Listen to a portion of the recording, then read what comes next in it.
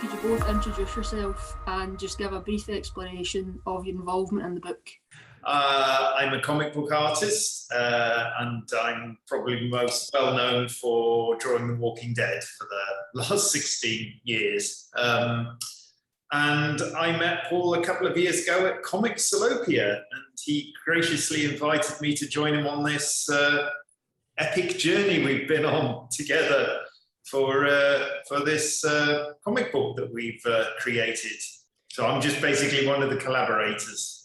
I think Charlie's being very, very modest. Amongst other things, Charlie's an absolute force of nature, both in comics and in environmentalism. So alongside actually being a contributor, he also helped bring in some of the best and the biggest comic writers and artists on the planet. So he was absolutely essential.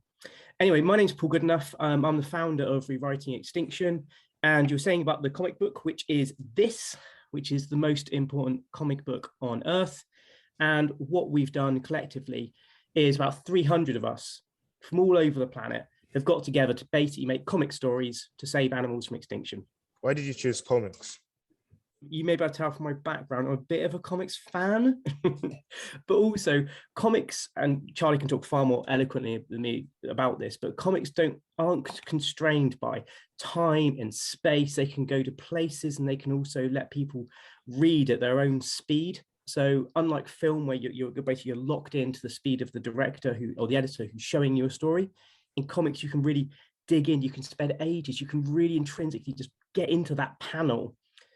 But aside from comics being the best storytelling medium on the planet, in my opinion, also what they do is, by their very definition, they take really, really big concepts, really big things, and they simplify them right down. And let's face it, given all the facts, the figures, and all the science behind climate change and environmentalism, that's exactly what we need to make it easy for people to understand, which is what I think is perfect.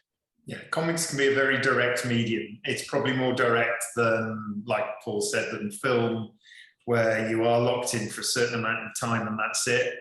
Probably more direct than prose, because visually you communicate really much quicker initially than you could in the written word. So yeah, that's why I love comics too, and that's why I became part of this industry. Could you explain what your hopes are in publishing the book? Are you hopeful that it will bring change? I don't know if you know, but there's 7 projects that will basically, the money from the book will sponsor. The first of which is with Greenpeace, to change some of the laws and business practices. There's some ridiculous things out there that are just driving species to extinction. And what Greenpeace will do is they'll work either with, or they'll bring pressure and challenges on governments and businesses to change. That's one bit. The second bit is we're actually buying land for Indigenous people all over the planet, because that land, if it goes, we're all in trouble. So that's what we hope to do. What would you say was your inspiration for the project? Like, what was that? Can you describe that moment when it all made sense? Yeah, actually I can, really easily. There's one of my artists I've worked with a lot, and a friend of mine, Jenny Ginya. She makes lots of comics about animals. And there's one in particular called Little Mo. And what Little Mo is a very simple, but in the simplicity, it's a beautiful comic. What it does is basically, it talks about, it shows you a mother albatross. And what she's trying to do is feed her chick. And all she can find is plastic. And this albatross is feeding her chick plastic, and she doesn't understand why her chick is getting sick. But she keeps trying to find more, and she keeps bringing back more plastic for the chick. And it broke my heart, Joseph. It literally broke my heart. More than me seeing these big figures of, like, there's a billion creatures dying every day from sea waste, more than any of the TV shows, more than the straw up the turtle's nose, that got me. And that's when I thought, this is the way. I don't know why, but you can get the message across so much better than dry facts and figures. What would you say to people who read the book and do feel inspired and want to make change? What sort of would be the next step? Firstly, if they can follow Rewriting Extinction, that's the easiest thing. And what we do on there is we give people simple, lazy, easy ways to help. And that can be as simple as, please sign this petition. Please tell your friends. Or just like, for example, really interesting, but actually often misunderstood fact is if you clean your oven hobs, you'll actually massively take down your electricity bill and therefore save lots of carbon. Really super stuff. Leaving your grass growing for a little bit longer, then you have clover. That then means that bees have more space to actually live and flourish.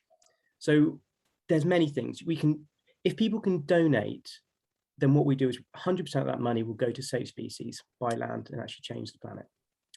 If they can't donate, they can also share the messages or take individual actions. And we'll always be sharing simple ways that people can do that and just really making it as clear how tangibly the things that someone does makes a difference. Are you hopeful that that vital changes will be made at COP26 then? Yeah, it's too much of a cliche. It's guys like you that are really sort of are doing really good things and making a change, because it's at the end of the day it's going to have to be the next generation that are going to face all this. So you guys have really got to unfortunately step up to the bat and get rid of us oldies, and hopefully the next generation will have a lot more sensible view of all this.